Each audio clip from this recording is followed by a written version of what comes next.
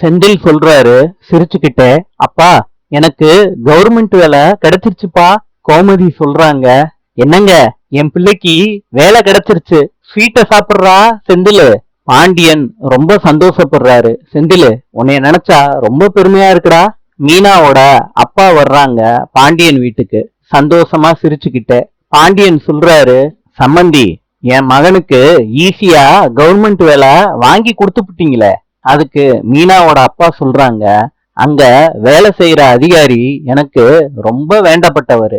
நானே 10 லட்சம் ரூபா கொடுத்து மாப்பிள்ளைக்கு வேலை வாங்கி கொடுக்கலான்னு தான் நினைச்சுக்கிட்டு இருந்தேன்.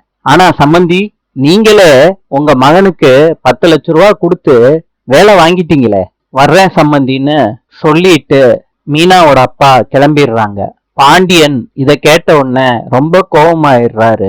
சம்மந்தி போனதுக்கு அப்புறம் செந்தில் கிட்ட கேக்குறாரு, வேலைக்கு கொடுத்த 10 லட்சம் ரூபா பணம் எங்க இருந்துடா வந்துச்சுன்னு செந்தில அடிக்க கை ஓங்குறாரு பாண்டியன். மீனா பதறி போய் சொல்றாங்க பாண்டியன் கிட்ட, மாமா, நான் தான் லோன் போட்டு அவருக்கு 10 லட்சம் ரூபா கொடுத்தேன். பாண்டியன் சொல்றாரு மீனாவை பார்த்து, இவ்வளவு பெரிய முடிவு நீங்க எடுக்கிறதா இருந்தா வீட்டுக்குள்ள நாங்க எதுக்கு இருக்கோம்? மீனாவும் செந்திலும் பேந்த பேந்த முழிச்சுக்கிட்டு இருக்காங்க. மத்தவங்க எல்லாம் என்ன பண்றதுன்னு தெரியாம முழிச்சுக்கிட்டு இருக்காங்க. பாண்டியன் கோவத்தோட இருக்காரு. நாளை சந்திப்போம்.